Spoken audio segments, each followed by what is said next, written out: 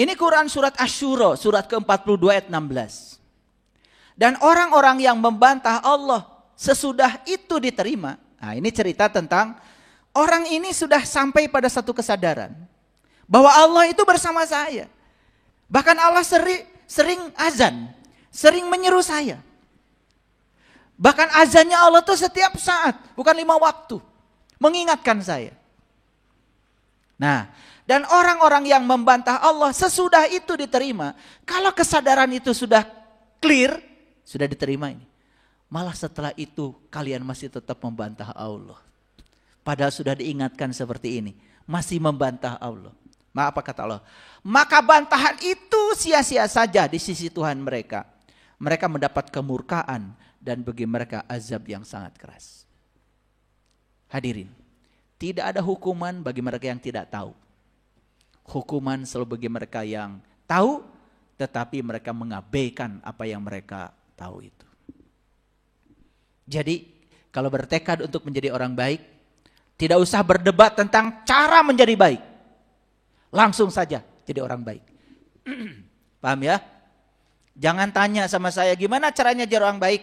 Sudah, langsung saja jadi orang baik. Udah minum air mineral kan? Mau jadi orang baik? Sudah, habiskan airnya. Setelah itu buang tempat cupnya. Itu. Udah jadi orang baik langsung. Gak usah berdebat cara jadi orang baik. Kelamaan. Betul? Ya. Langsung aja sekarang jadi orang baik. Kapan? Sekarang. Gitu aja. Kalau di karpet ada sesuatu yang kelihatan, udah gak usah berdebat jadi orang baik. Ambil aja. Bereskan. Gitu aja kok. Gampang. Paham ya? Iya. Saya di rumah kalau piring berantakan gak pernah. Bekas siapa? Gak pernah. Saya cuci. Karena teriak-teriak bekas siapa, apalagi marah-marah, tidak langsung bersih tuh piring. Makanya saya cuci aja. Dan cuci piring itu indah. Ya, ketika kita merasakan bau sabun, berarti saya masih hidup. Iya. Betul nggak? Ketika merasakan, apalagi ketika itu udah bersih. Berarti piring udah bersih. Dan bisa merasakan telinga saya mendengar, tangan saya merasakan, itu mewah kalau bagi saya ya. Saya tidak merasa bekerja. Saya merasa seolah-olah saya sedang membersihkan jiwa saya, diri saya. Semua kotoran-kotoran pada diri saya imajinasikan bersih selesai cuci piring. Makanya bagi saya, cuci piring bukan hanya piring yang bersih. Tapi pribadi saya tambah bersih habis cuci piring. Jadi tidak ada yang kelewat dalam hidup, nggak ada. Semuanya kita sadari. Saya naik mobil, celek di mobil. Ya, saya bisa duduk, saya sadari. Terima kasih pantat, terima kasih kaki, terima kasih Tuhan. Hari ini saya masih bisa duduk di mobil ini. Saya pegang setir, terima kasih tangan. Betapa mewahnya saya punya tangan ini. Dari pagi sudah begitu banyak pelayanan yang dilakukan tangan ini. Saya sarapan pakai tangan, saya pakai baju pakai tangan. Saya gosok gigi pakai tangan. Makanya saya sering pandang tangan saya, terima kasih kamu keren. Pagi ini aja sudah banyak ikan bisa makan pakai tangan. Rumput-rumput di rumah saya petik-petik pakai tangan. Bunga-bunga yang mengering saya siram pakai tangan. Coba tangan ini, coba perhatikan ya. Sampai sekarang ini jam 11 lewat 10, udah berapa banyak pelayanan tangan pada kita. Pernah gak kalian bilang, terima kasih, I love you. Pernah gak? Besok-besok itu ya, bilang I love you, keren. Nanti tangannya gak akan masuk semut lagi. Itu yang suka tangannya masuk semut tuh ya. Itu kurang berterima kasih sebetulnya. Ya. Oke. Baik ya. Ya, banyak sebetulnya ayat-ayat yang mendukung ini saya sudah sampaikan, tetapi saya tidak akan meneruskan karena itu sudah cukup ya sebagai dasar. Ayat-ayat yang sama saya kira yang penting esensinya sudah ketangkap ya. Yuk kita masuk sekarang. Apa sih wujud lubang buatan manusia itu? Wujud lubang-lubang itu apa saja? Hidup adalah perjalanan untuk membangun rumah untuk hati. Mencari penutup lubang-lubang. Nah, jadi ada yang bilang, itu sahabat kita namanya Iwan Setiawan. Beliau mengatakan bahwa lubang itu kekecewaan, penderitaan, ketidakpastian, keraguan, itu ujung-ujung lubang. Ya kan? Coba aja ya, kita ini kecewa sehari berapa kali coba. Dan kapan kita kecewa? Kita kecewa pada saat kita tidak menyediakan ruang di otak kita untuk kehadiran sesuatu yang tidak kita ingin. Padahal dalam hidup selalu ada dua. Ada yang kita ingin, ada yang tidak kita ingin. Dan dua-duanya pasti akan datang.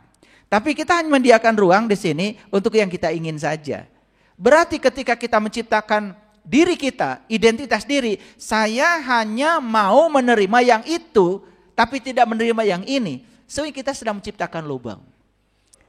Coba bayangkan oleh kita, kekecewaan yang kita bangun itu lama-kelamaan menjadi membesar. Dan itu seakan-akan lubang yang besar yang akan menelan diri kita sendiri. Setuju? Sekarang penderitaan.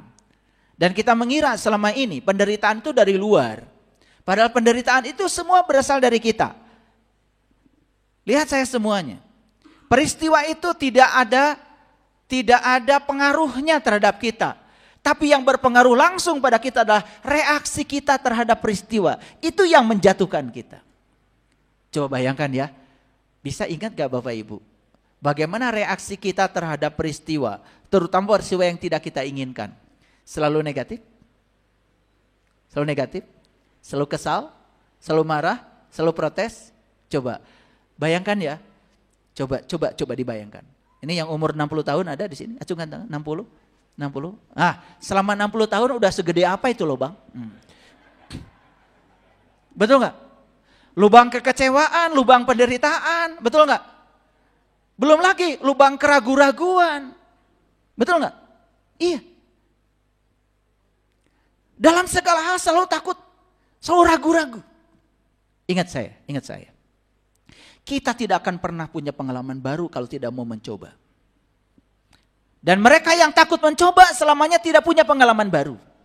Dan kita akan tahu apa yang kurang setelah mencoba.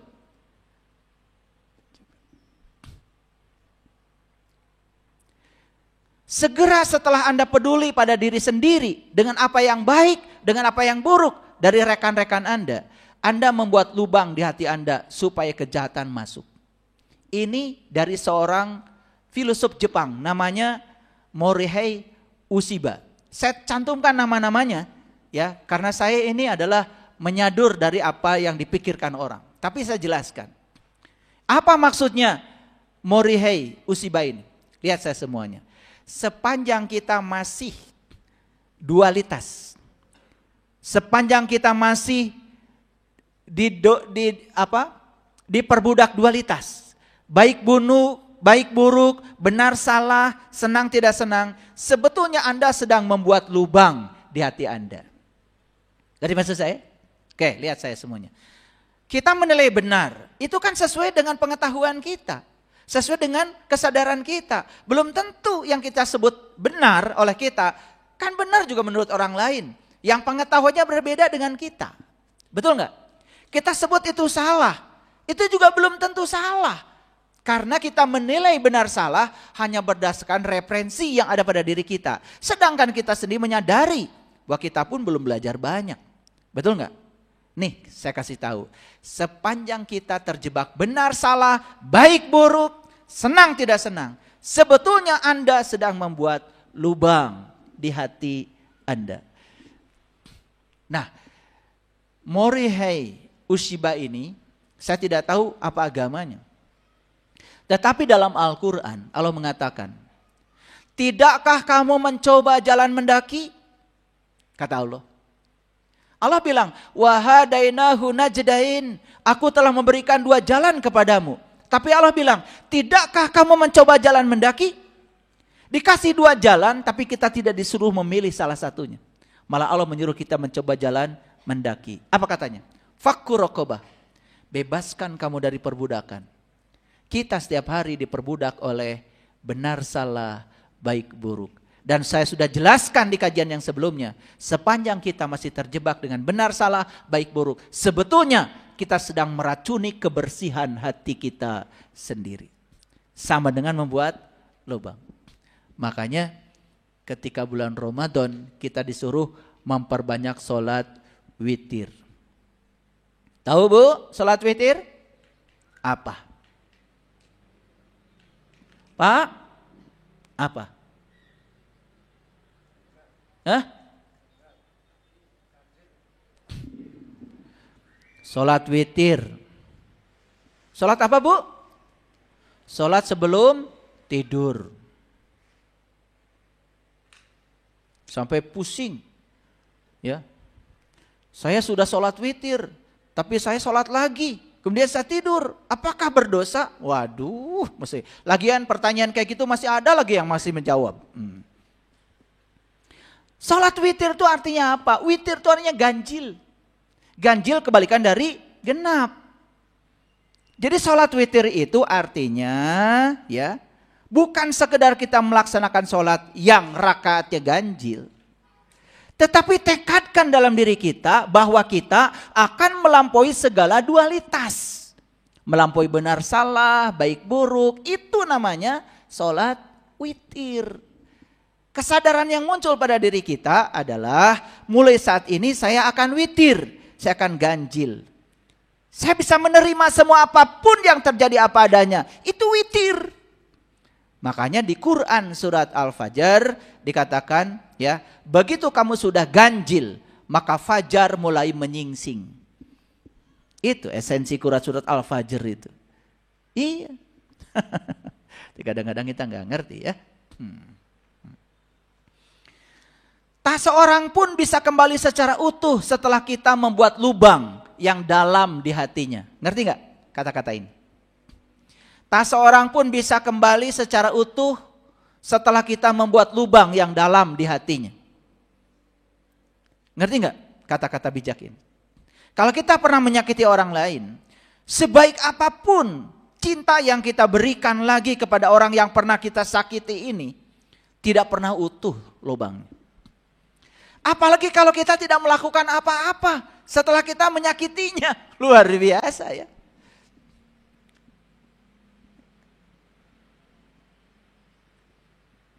Kalau di komunitas saya, ada seorang suami yang menyakiti pasangannya, itu pasti saya panggil di komunitas saya.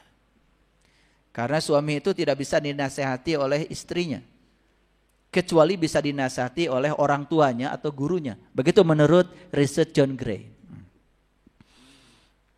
Karena dia menganggap saya orang tua, jadi saya panggil. Saran saya cuma satu. Kalau kamu menyakiti pasanganmu, sebaik apapun cinta yang kamu berikan kepadanya, tidak akan pernah bisa utuh kembali. Lubang yang menganga itu tidak pernah utuh lagi. Apalagi kalau setelah itu malah diceraikan. Kan aneh. Harusnya kalau pernah melakukan kesalahan minta maaf dan setelah itu ganti semua yang pernah dilakukan itu dengan membayarnya. Ini malah aneh ya.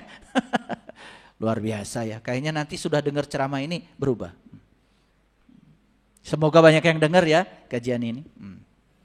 Tetesan air hujan membuat lubang di batu. Bukan karena kekerasan, tapi karena sering jatuh. Tetesan air hujan, batu aja bisa berlubang. Bukan karena kekerasan, tapi karena sering jatuh air itu. Bahkan air itu lembut bukan? Justru karena lembutnya membuat yang keras menjadi kalah. Jadi jangan kecil hati maksudnya. Sekalipun kita banyak membuat lubang dalam hidup ini, kalau rajin terus ya meneteskan cinta, kelembutan pada lubang itu, lama kelamaan insya Allah akan ketutup lubangnya sepanjang tidak membuat lubang baru. Nah ini masalah semua manusia. Hutang lama belum terbayar, lalu menciptakan hutang baru.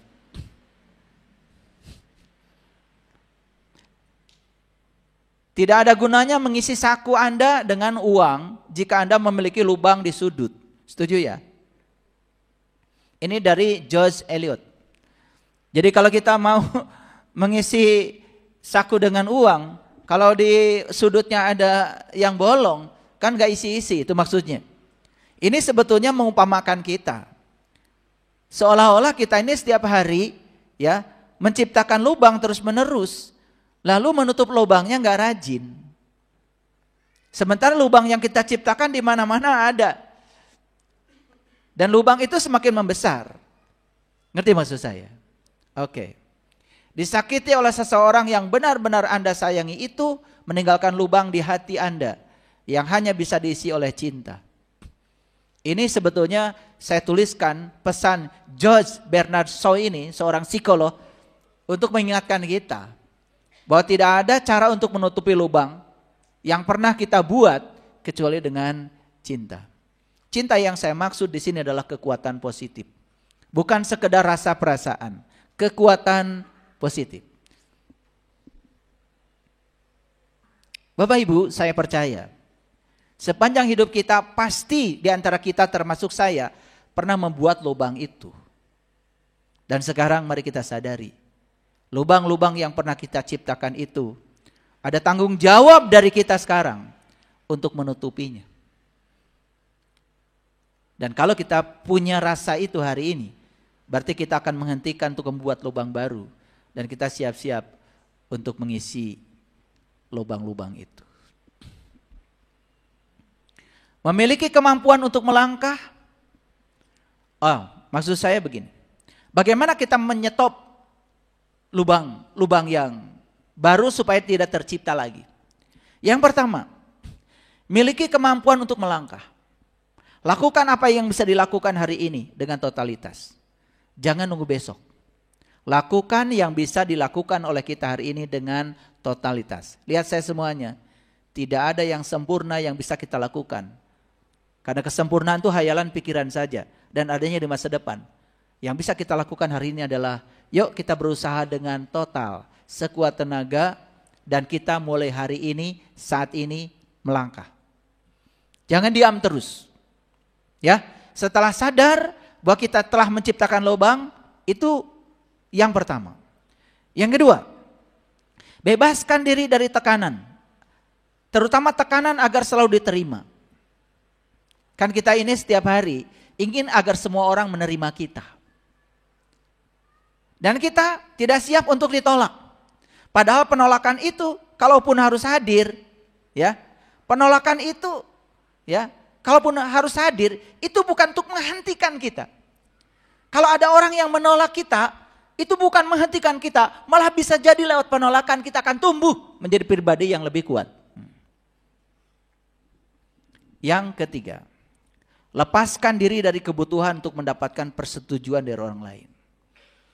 Kalau kita punya gagasan, punya ide yang bagus, tidak usah selalu minta persetujuan dari siapapun.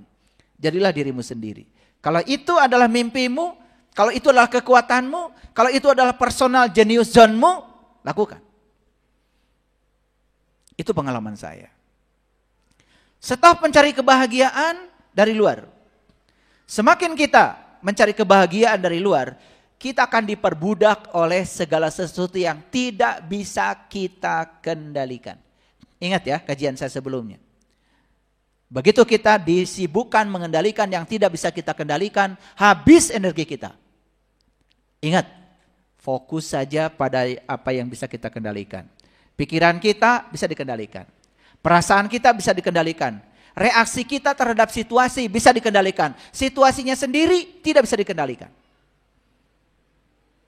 Paham? Kalau orang punya tujuan dalam hidup ini, arah angin bukanlah suatu kesia-siaan. Kalau orang punya tujuan, saya ingin pergi ke sana, dia punya kapal layar. Arah angin tidak menentu. Dia tidak bisa mengubah arah angin, tapi dia bisa mengubah perahu layarnya sedemikian rupa supaya angin bisa mengantarkan dia ke sana. Makanya bagi orang yang punya tujuan, segoncang apapun di luar tidak penting. Kenapa? Karena semua yang terjadi di luar bisa jadi adalah saran untuk mengantarkan saya ke tujuan saya. Kan kita ini suka aneh ya, ingin jadi orang sabar, begitu dapat yang tidak sabar langsung jatuh. Padahal dia dihadirkan oleh Allah. Justru karena kita bercita-cita jadi orang sabar. Pasti dihadirkan orang yang tidak sabar. Paham? Awas ya, Allah tuh bukan Doraemon. Minta sabar langsung cespleng gitu, sabar. Minta kantong ajaib langsung datang kantong ajaibnya. No, semua by proses. Oke? Yang penting selama berproses jangan protes. Itu aja. Ya? Oke. Pantaskan diri kita layak dan cukup baik. Pantaskan diri saya mampu. Pantaskan diri saya bisa. Pantaskan saya baik-baik saja. Pantaskan. Jadi saya punya pengalaman. Setiap ada orang yang nawarin rumah sama saya tidak pernah mengatakan uang dari mana. Apalagi ditambah lagi, wah buat makan juga susah. Enggak pernah. Setiap ada orang yang nawarin rumah, pasti bilang, nanti ya kita lihat. Ngobrol aja panjang lebar. Gimana kalau saya cicil? Wah senang sekali Pak. Kan lebih bagus begitu daripada bilang uang dari mana. Kan itu ada harapan. Ketika punya cicilan ada tanggung jawab. Paham? Ada lagi. Saya kasih DP sekian ya. Doakan saya. Nanti tanggal sekian, bulan sekian saya ada uang. Itu sama sekali saya belum kepikir duitnya dari mana. Tapi lebih bagus begitu kan? Daripada tidak. Akhirnya mohon maaf. Saya punya aset di sini, aset di sini, aset di sini. Caranya itu aneh. Bahkan saya pun tidak pernah menyadari kalau aset saya sebanyak itu. Padahal caranya cuma begitu aja. Setiap ada orang mau jual apapun, saya bilang nanti kita lihat. Saya lihat. Kan dilihat kan diinjek-injek tanahnya. Bahkan saya beli tanah baru saja buat kolam. Itu saya tanahnya 140 juta. Kemudian saya bilang, ini duit saya adanya 5 juta dulu Pak, diterima enggak? Oh dengan senang hati, terima 5 juta. Boleh enggak kolamnya saya cangkul-cangkul? Maksud saya, dia enggak ngerti kan ilmu saya. Kalau saya cangkul-cangkul, saya merasa kolam itu sudah milik saya beneran. Jadi saya cangkul-cangkul gitu. Udah jadi ngebentuk jadi kolam. Kan kalau udah dibentuk kolam masa enggak jadi jual belinya? Betul enggak? Iya. Tapi karena kita terus berharap seperti itu, like attracts like. Ternyata semua yang membuat kita sulit itu adalah batasan-batasan yang diciptakan oleh pikiran kita sendiri. Karena kita mengatakan tidak layak. Wah, uang dari mana? Bagaimana saya bisa membelinya? Tuh, karena kita selalu berfokus pada saldo yang ada di rekening kita. Coba lihat saldo di rekening Allah. Tanpa batas. Iya kalau lihat saldo rekening kita mah ya gitu. Suka ada tulisan kan. Saldo tidak mencukupi. Tapi di rekening Allah gak pernah ada tulisan itu. Ya, tanpa batas. Ini praktek Bapak Ibu, praktek ya. Harus praktek ya. Udah ngaji dengan saya harus praktek. Ya, lihat ya. Setelah praktek lihat sisi positifnya. Walaupun belum hebat, belum luar biasa, gak apa-apa. Ya, tetapi kehidupan kita mulai berubah. Oh, sadar aja, selama ini yang menciptakan batasan adalah saya sendiri. Di rumah sederhana aja. Suka ada dialog kecil-kecilan. Oh, ternyata beras langka. Saya bilang sama orang di rumah, kalau kita berpikir langka, maka kita akan mengalami kelangkaan beras. Tapi kalau kita berpikir tidak langka, kita tidak akan mengalami kelangkaan itu. Ya, iya. Beras harganya naik, nggak usah larut pikiran kita, ya, uang mah buatan peruri, kalau beras mah buatan Allah. Sudah saja munculkan kekuatan positif, ya. Allah aja masih menciptakan beras, ngapain takut? Betul nggak? Iya. Jangan berpikir mahal, kalau berpikir mahal nggak kebeli, berpikir kebeli aja, pasti ada uangnya. Nah, cara berpikir ini batasan-batasan yang diciptakan oleh kita sendiri. Makanya mulai sekarang stop takut gagal dalam segala hal. Stop. Orang yang takut gagal tidak akan pernah maju dalam hidup. Stop membandingkan diri kita dengan orang lain. Kenapa? Membandingkan diri kita dengan orang lain, kita akan berfokus pada kekurangan kita. Coba, di piring sudah lengkap, segala ada. Tapi lihat piring orang lain. Maka kita akan melupakan yang di piring kita. Kita ingin yang ada di piring orang lain. Itulah bahayanya. Ketika kita membandingkan diri kita dengan orang lain, kita akan berfokus pada kekurangan kita. Ini lubang-lubang yang harus segera ditutup. Ya, stop iri hati dan dengki. Karena tahu, orang yang iri hati dan dengki pada kemajuan orang lain, dia tidak akan pernah bisa mencapai apa yang dicapai oleh orang lain. Lihat ya, orang iri dan dengki hidupnya pasti susah. Maaf ya. Kalau kita masih punya sifat seperti itu yang membatasi rezeki kita. Stop mudah tersinggung dengan hal-hal yang sepele. Karena itu kita tahu, berarti kita belum makmur nih masjidnya. Ya, belum makmur. Stop menyesali keadaan. Setiap ada yang terjadi, selalu disesali. Hujan dikomentari, panas dikomentari. Itu lubang-lubang besar yang kita ciptakan. Fokus pada tindakan dan bukan pada hasil. Kenapa? Begitu kita fokus pada hasil, kita akan melupakan tindakan kita. Energi kita habis untuk hasil. Padahal hasil itu akibat dari sebuah tindakan. Jangan menunda, karena hidup tidak menunggu Anda. Hidup tidak menunggu kita. Jangan menunda. Jangan jatuh dengan kritik. Lihat kritik sebagai nasihat objektif buat kita. Makanya kalau kritik itu betul-betul terjadi pada diri kita, dengarkan. Kalau kritik itu tidak terjadi pada diri kita, apalagi mau menjatuhkan kita, gampang, tinggal diabaikan aja. Tidak usah laporan, pencemaran, nama baik. Mau hidupnya ringan? Bahagia? Oke. Jangan membiarkan diri kita pada overthinking. Overthinking itu apa? Overthinking itu karena kita terlalu berfokus pada hal-hal yang tidak bisa kita kendalikan. Semuanya ingin dikendalikan, itu overthinking. Padahal kita tidak bisa mengendalikan semuanya. Setuju? Oke. Hargai proses dengan kesadaran penuh. Nikmati setiap langkah yang diambil oleh kita. Nikmati setiap proses. Karena setiap proses itu mengajarkan sesuatu yang luar biasa. Kita terbiasa hidup terburu-buru. Lalu tidak menikmati setiap proses. Tidak perlu mengambil hati terhadap perkataan orang. Apalagi orang itu diketahui oleh kita toksik. Kenapa? Yang keluar dari mulut orang itu hanya opini pribadi. Itu bukan kebenaran mutlak.